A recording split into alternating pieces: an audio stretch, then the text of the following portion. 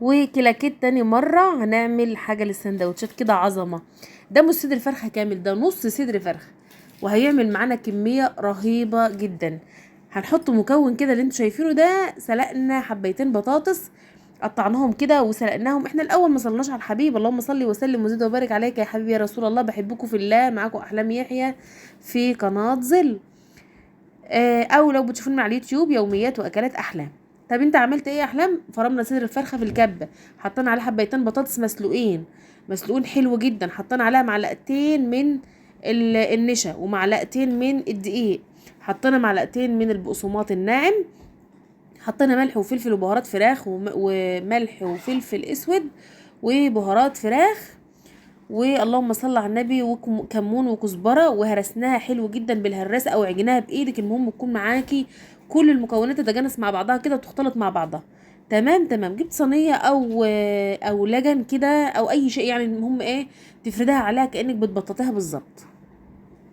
تمام تمام. طيب احنا حطينا عليها مشمع كده او كيس تلاجة فتحناه، اللي هو كيس البلاستيك، فتحناه اتنين وبططناه، وحطينا عليه زيت، وبعدين حطينا عليها العجينه، ونفس الموال برضو الكيس التاني فتحناه وحطينا عليه زيت برضو، ولفناها كده زي ما انتم شايفين وفردناها حلو جدا. طب هتعملها ايه احلام؟ هنقطعها ونشكلها. عايزه بقى تشكلها مكعبات صغيره، عايزه تشكلها مثلثات، عايزه تشكلها زي ما انت عاوزه تشكلها. بس انا دي احسن تشكيله انا بفضلها. ليه بقى؟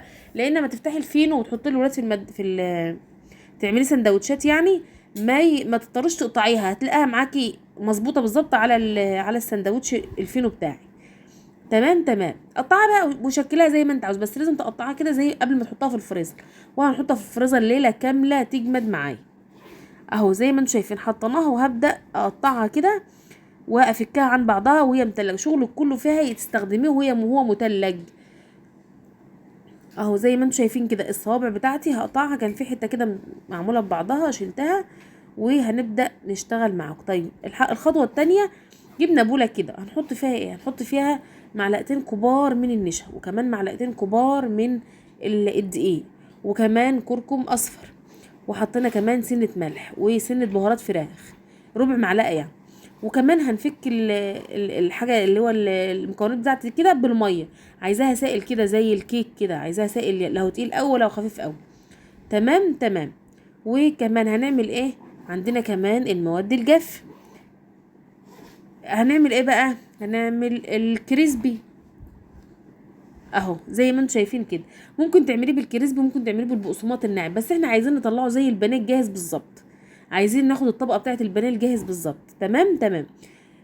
حطيناه كده في الماده بتاعتنا دي، في المكون اللي هو السائل بتاعنا. حطيناه الاول، وبعد كده جبنا الصينيه بتاعتنا اللي هنرجعه تاني الفريزر.